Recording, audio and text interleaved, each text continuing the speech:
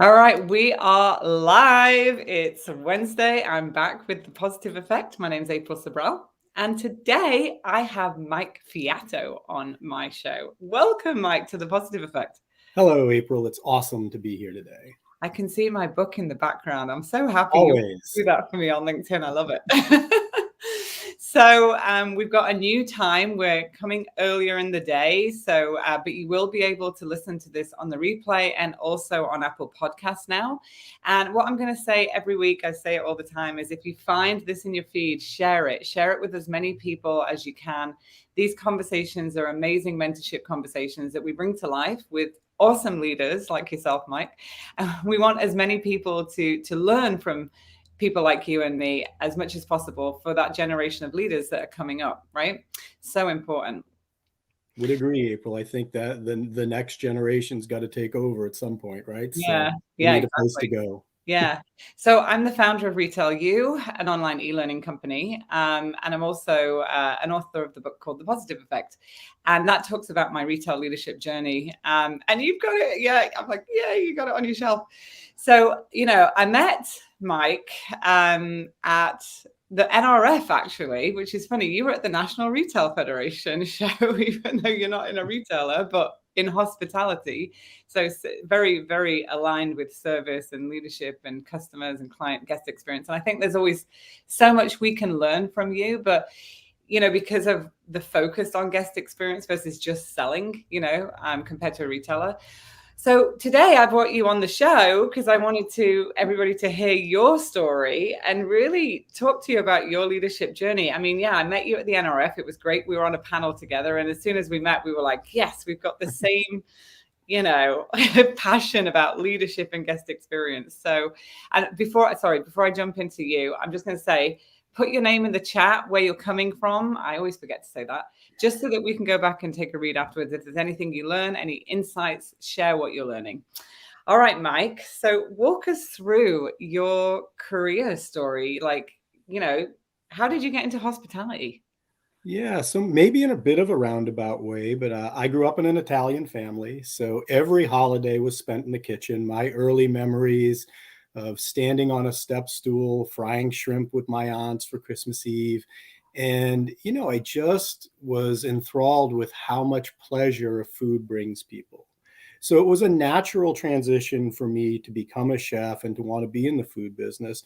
And, initially, when I was cooking and I was in the kitchen, I never wanted to do anything else. Being a chef was an awesome career. I loved doing it, but then things were happening around me. And I went on a trip to Disney, and that trip to Disney really changed my focus. All of a sudden, I realized, gosh, I want to come out of the kitchen. I want to get to the front of the house, and I want to help, companies create an environment that inspires hospitality like Disney, because I think everybody strives to provide great experiences for guests, but you can count on one hand of the companies that accomplish it. And Yeah, there's a reason for that. 100%. Mm-hmm. So then what happened? Yeah, so I spent a lot of time in country clubs. I spent a lot of time in the hotels, which I loved both. Eventually, I opened my own restaurant and really enjoyed that. And one of the things I noticed, April, is that the more time that I spent out front in my chef clothes talking to guests, the more that those guests returned. And I thought to myself, maybe I'm spending time in the wrong spot. Maybe I should be out front.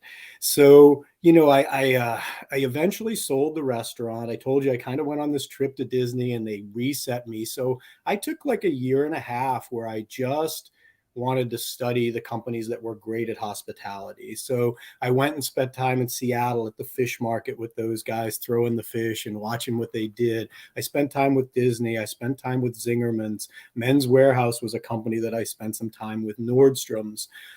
So just wanting to see how they created that environment that inspired service and inspired people to stay, because both in your industry and in my industry, turnover is troublesome, right? You have these high turnover numbers and you're constantly retraining and resetting people.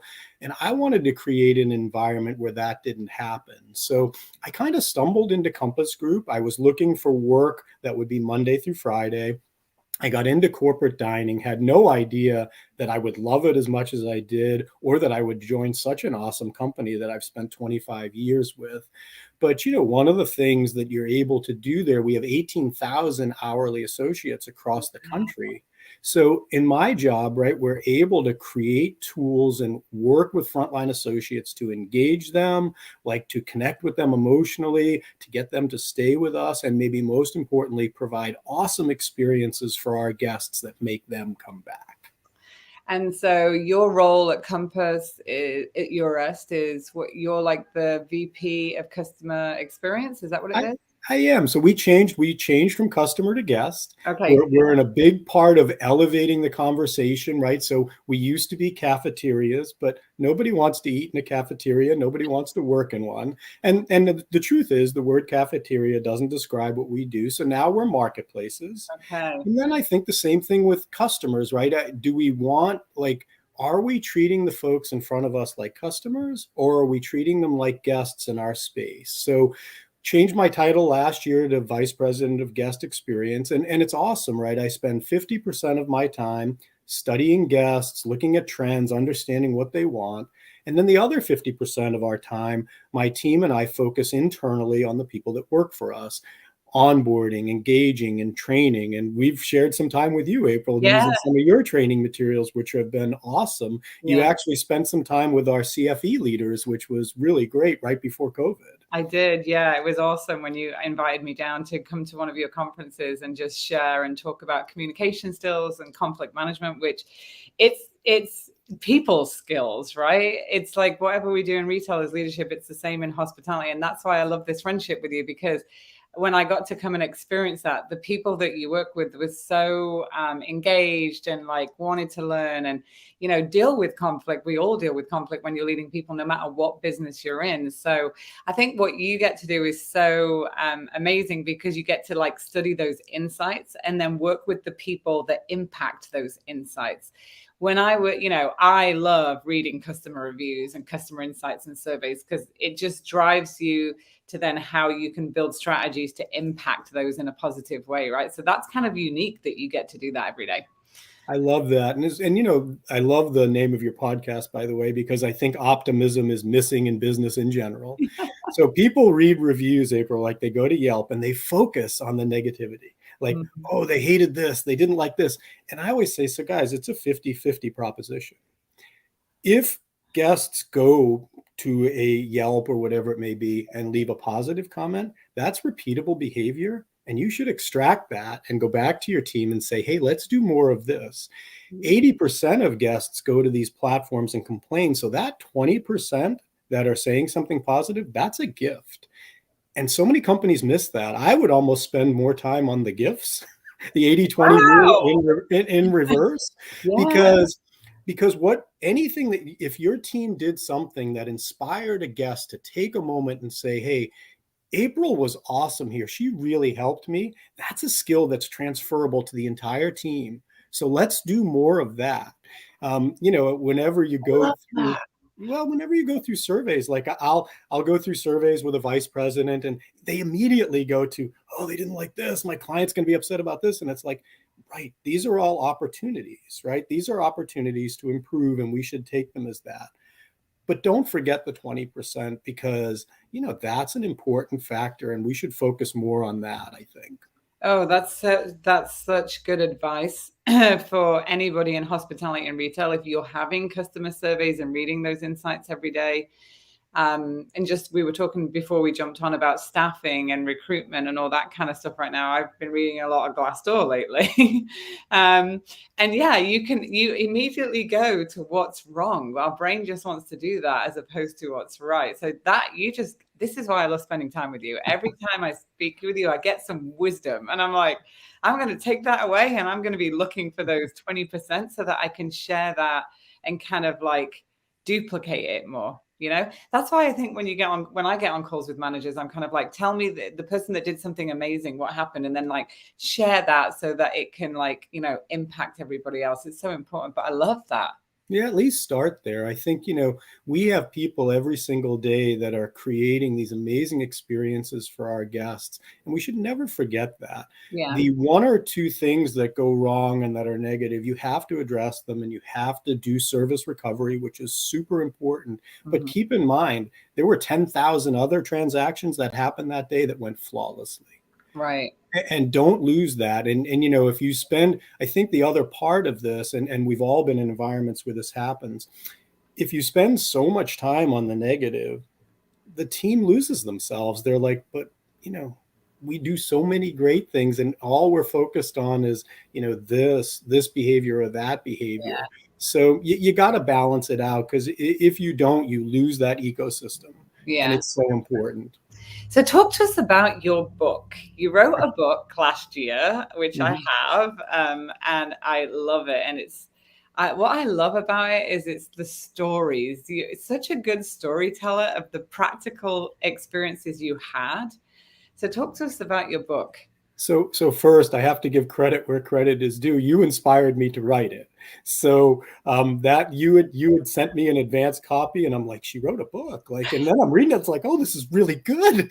It's like, now I've got to go write a book, and I did follow kind of in your footsteps, and you actually shared with me. You were so pleasant and so giving in the fact that you shared with me how you did it, and I just followed the path that you had done. But I think, like a lot of people, I'm blessed. I'm in the field and I'm working with frontline associates, and you're training, and you want that training to stick. And it just became apparent to me a long time ago that when you tell stories, right, those stories resonate and they also inspire action. When you teach somebody through a story, they tend to be able to mimic that behavior. So a lot of times, and I always tell this story. So in Denver, I hadn't been in Denver for 4 or 5 years. And I come back to Denver and I'm on stage and I'm getting set up to do my presentation. And in the front row, one chef turns to a cashier and goes, "It's that Disney guy again." So he didn't know my name, didn't remember me, but he did remember the Disney stories that I told him. And that's the key, right? You want to make sure that when you're training people that there are parts of it that stick. So stories work. And, in your career, people are always saying to you, you should write a book, you should write a book. And I had over the years written a lot down, but I was on the road 250 days a year. So Wow. there was really no time to put a book together. So when COVID hit, I think like a lot of people, gosh, it was devastating to our industry. And you so much wanted something good to come of it. So it just seemed like the time for me to finish this and to put it together and to put it out.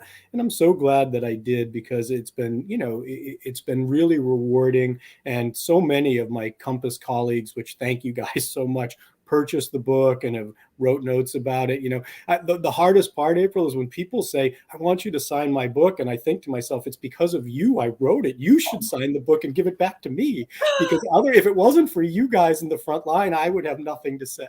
Oh, I love that. That's so awesome. You're such a humble leader, really. Like seriously, you always are. So what's like I love asking people this question, like lessons learned. You wrote a book about it and you've got stories. I know that because you're a storyteller. So tell us, like, I don't know, give us a story that's in the book that was a pivotal lesson learned in your career that we could all learn from. Yeah, so I think when it comes to giving people direction, right, I think there's a bunch of things about leadership, and I know you talk about empathy all the time, and I so agree with that. I think curiosity is also underrepresented in leadership, and setting direction. Leaders always need to set direction. So I'm in California, and these interactions always go the same. So when you go into a corporation, you walk in the door, you go to the receptionist, she takes your license, says, "What's your name?" gives you a sticker, "Sit over there, somebody will come get you." So I walk into this small company in California, but when I walk through the door, the receptionist jumps up and she runs towards me. She goes, "It's so great to see you today." And I thought, oh gosh, she thinks I'm somebody else. I said, "Oh, it's great to see you too." And she took my license and she said, "Can I get you a cappuccino or a Coke?" And I go, "Yeah, I love a cappuccino." Like, what's happening here? So it was just such an amazing experience. And when I sat down, I was putting my license back in my wallet and I looked at her desk and it had her name tag on there. And her first name was Nicole. But underneath it, it didn't say receptionist. It said ambassador of first impressions. And I thought to myself, brilliant. That name tag told her exactly what they wanted her to do and to make everybody feel special. So end of the story. I'm leaving. And as I walk out, I did say some things to her afterwards, told her what I did for a living. And I said, Nicole, I'll see you later. And she said, all right, Mike. She goes, you have a nice trip back to Florida. And I went, like, is she a witch? Like, how does she know where I live? And she goes, well, when you came in and I took your license, I wrote where you lived and the color of your suit and your tie. So when you left, I could tell you to have a nice trip going home. So I think that translates into advertising for the people that you want. I think when it comes to hiring people, like you see wanted receptionists, skills needed, communication skills, organizational skills, computer skills. And you think to yourself, really? Is that what you're looking for? Because I'm not so sure that you even led with smiles and being friendly and welcoming and extroverted, because that's what I think you want at somebody that's walking into your company for the first time and they're going to get noticed. So, I think those types of stories just influence me, and I try to be an observer of what happens. And then when those things happen, you tell them to a group and they get that. Oh my God, that is such a great, I'm going to go back and listen to this and take notes, because I'm thinking about like what you just said about when you're recruiting people, and then take it to the point of when you're measuring performance in an organization. Right. I'm a big one on competency development and the behaviors that you want, and not just the statistics and the objectives that you're holding somebody accountable. Because a lot of work I do with leaders is, I have a development plan and it says sales is my number one goal. And I'm like, yeah, no, that's the outcome. But like, what do we want you to do to get that number, right? Like so that what you just shared, I'm just like, God, if I was rethinking working with younger generations now and trying to set that expectation and rethinking about how we measure performance, just like smiling, connecting, customer service, but breaking that down, what that actually is. Because what I've learned in the last couple of weeks is like not going back. It's a good level to actually not to assume people know, right? What to do. Lead with what you need, I think, is the challenge. So, smiles and attitude are important, because I can teach somebody to make a sandwich or to make a pizza. Right. I can't teach you to be friendly or to be nice. And I think the other part of this, April, think about what's happened in our business on the guest side. So we've gotten away from the idea of surveying our guests once a year and then spending the whole year in the rearview mirror trying to figure out how to fix what happened 8 months ago. Right. I think it's the same with the frontline associates now. Like this idea of reviewing people once a year. I mean, really? Is that going to make people better? And with the younger generation, and we were talking earlier, who I love, by the way, and I think gets a bad rap. Yeah. They want constant feedback. They're interested in improving themselves regularly. They're amazing multitaskers. So the more interactions that you have with your frontline and talk about things that we could be doing better and skills that they could improve on and giving them a pathway to get there, most of them are going to take that and they're going to move forward and your company gets better. What's some strategies that you think what's the strategies that you're doing around that? I know this wasn't, I send questions out in advance, but I'm just going with the conversation because like, this is so interesting. And I think people can take away actions from this, right? Which is my top goal is to always pass on knowledge. So what are some things that leaders should be doing, excuse me, to achieve that in their organization? What are you guys doing? Yeah. So one of the things that we did last year, and I am so blessed. I've got the most amazing team, and everybody from Compass knows Allison Lambert and they know Kelly Pope. You know both of them. Yeah, they're amazing. So we talked about, we try to look forward, right? So if we want people to take training, we needed to buy a training platform. So very much like what you guys use at Retail U, we bought a training platform and we started to create training. And one of the things that we wanted to do was to make it very operational based. So if we're going to make a training about grill cooks, then we need chefs to help create that training. If it was hospitality, I would work on that. And the idea was, let's release these self-guided learnings to the field and let's make them free, right? And let's track them. We used one of your trainings. So as you guys know, we use Nudge platform to communicate with our frontline. Yep. And we thought to ourselves, this was the most amazing thing that I still am amazed by this. So we put on as a voluntary training, conflict resolution from Retail U. And we put it on the Nudge platform. And we just said, anybody that wants to take it can take it. And I think, you know, April, a lot of people, especially when training is free, they may start it and they never finish it. Yeah. So we had 827 people start the training, 690 finished it. And I just went, wow. Yeah. With no prompting and this is on their time. Yeah. They went in, took the training and finished it. So it just shows you that this whole idea, and I think that people get confused that it's about the money, it's about the money. It's about all of it. And training's a big part. People want to be better at their job, regardless of the level that they work at. And if you're not providing, especially the younger folks, if you're not providing them with opportunities to learn, advance, and improve themselves, they get bored and they're going to go somewhere else. Yeah. And the other thing is, like, when we built retail, and that to me was like right at the beginning when we built it, and it was such a good pilot. I was like, whoa. Many people finished it, because I've been trying to do completion rates on LMSs for years with teams that couldn't get through it, right? But because I think it was built by people that did it, like how you're doing it in Eurest, like taking the chef and having them do it, I think that's what makes the difference. And also, I think we get very hung up on rolling out things and completion and compliance. Right. When we built Retail U, we built it because I used to see district supervisors and DMs and people in the field going and finding TED Talks at the weekend to do a conference call and roll it out, or they'd be looking for stuff. And so they'd spend time building content, looking for content. They were always so proud to tell me everywhere I went in a store, look at what I made. I made this grid. I made that. And I was just like, oh my God, they'd be spending more time with customers if we just had the resources for them. There's something missing here, even though we did have a lot of training resources in the company, but it was more like onboarding. It was more like functional things like how to do a schedule. So when I saw that, I was like, we got to build something so it's just a resource so that people can just go in when they're like, I'm having a conflict conversation. It's like people Google, right, on YouTube, like how to have a conflict management conversation. I wanted Retail U to be that resource for a manager so that they didn't have to go outside anymore and look for it, because it was built by people that had done the job. So I think what you're doing is so key, and like thinking about it differently. You always think about things differently, Mike. So I think it's the curiosity piece, April. Like the moment that I'm no longer curious about how to improve things for frontline associates or guests, I probably won't be effective. And I think, you know, I know that you always ask the leadership question because I watch your podcast. So, and I was like, well, I can't say empathy because that's her thing. That's what she says. But I do believe that connection. But the curiosity thing, right?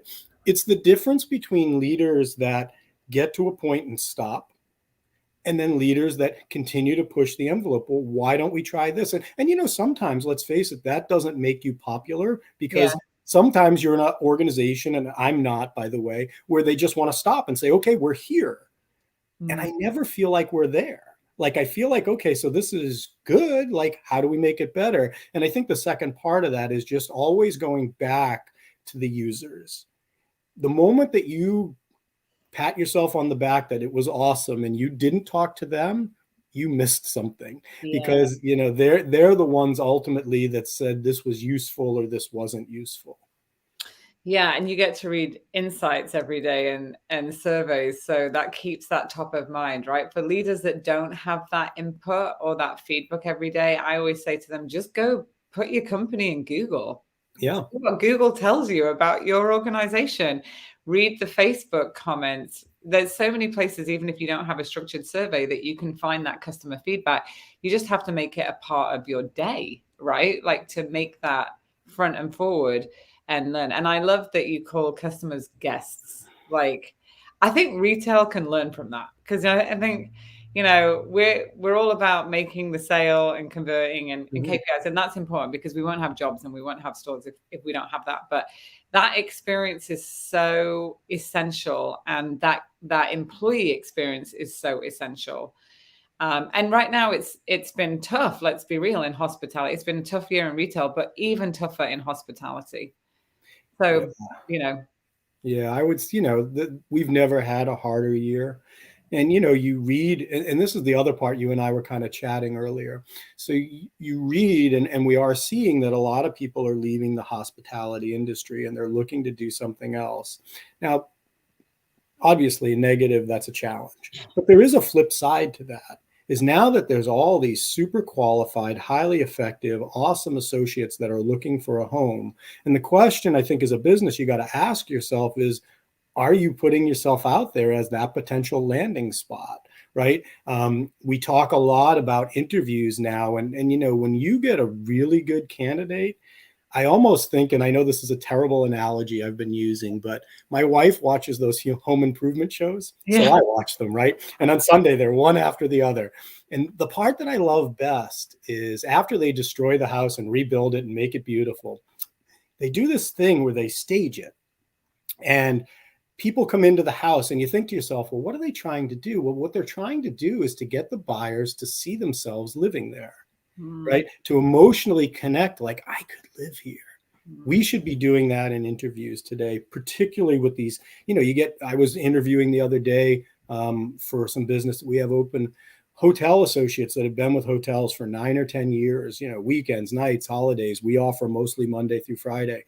These are folks, if I could get somebody to come work for me for 10 years, that's awesome. So I think for everybody, keep in mind that it's tough right now, but there's a lot of great people looking for homes. Be that home for them. Yeah, and that's why I think our program at Retail You, the Ace Your First Retail Job that we put together with the One Voice, One Team, which we want to do more of it. And maybe we end up doing something with Hospitality You, which we have. It's kind of sitting there right now. We haven't really done anything with it because we haven't had time. But getting young people into the workforce, because we had a young person on this live that had gone through that program, and just listening to her really inspired me to say there is a huge opportunity, because young people, 17, 18, 19, don't necessarily want to go on Indeed because they never hear anything back. So what I learned very quickly is their confidence in continuing to keep asking over and over again for a job is not there. They as soon as they don't hear something, they kind of like, oh, well, they don't want to hire me, which is not the case, by the way, because a lot of times in Indeed, people get lost in the shuffle. So we've got to find better ways to recruit and to hire. And I think having a program like what we have with One Voice, One Team, spend your money if you're an organization on a nonprofit and somebody like a company like us, training people and giving them a job at the end of it. It's a win-win. I'm not spending all this money on recruitment fees. You're doing it in a way where you're training people and giving an opportunity. And she was listen, I went back and listened to that 5 times. I was like, this makes me want to get more people and more companies involved in this program because it was so inspiring. Yeah. Why can't recruiting and why can't hiring be more higher touch? And, the confidence piece is so important, because when you're bringing frontline associates in any type of a program and you're trying to get them to go to the next level, what's the number one thing that they will say to you they got out of the program?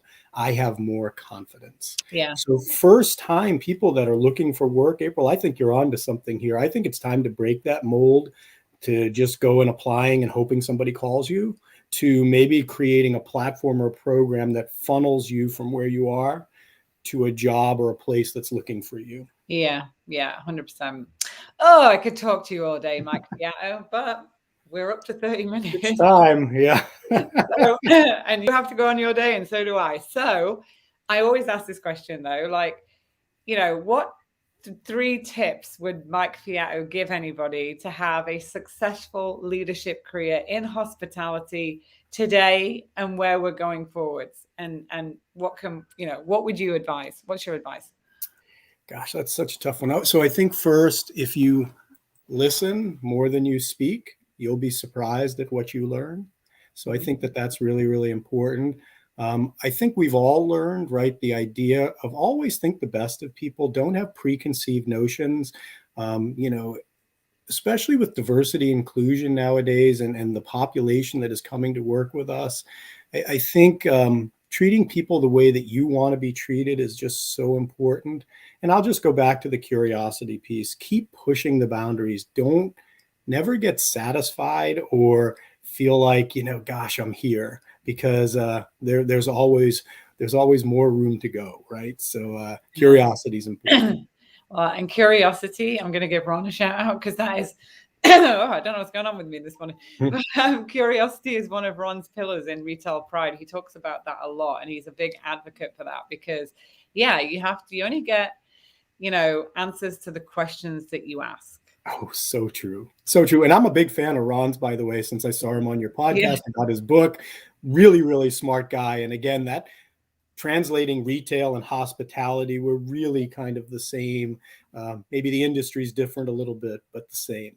But the same, we all want to delight customers, right? And give them what they need and make them happy so that they can return, so that we can build loyalty or introduce new customers every day. So there's so much alignment there. I mean, I started off my career before my first retail job. I worked in, restaurants. And it was, I loved it. I mean, if I go back to Starbucks and I think about David C., it was retail, but it was like pseudo retail because there was this hospitality element of like serving drinks every day because somebody was, drinking something that became part of their everyday routine. So, but anyway, Mike, it is such a pleasure to always spend time with you and talk to you and learn from you. You are such a humble, wise leader. And I can't wait to see where your continued success with your book. And, if you're watching this, the post for Mike's book is actually in this post. I will also put it in the Apple podcast feed so that you can buy it. I highly recommend it. Even if you work in retail, this is a book that you should buy for your team because it's got so many amazing stories like that in it that are so practical. And as retail operators, we're very practical people. We like stories that just translate into like, tell me how to do it. So I can't thank you enough for being on and taking time out of your day. And, hopefully we'll see you live sometime soon. I know everybody's getting back to traveling, right? So let's hope so. Well, thanks for having me, April. This was a lot of fun. All right. Take care. And we'll see you next week with another episode of The Positive Effect. Have a great week, everybody.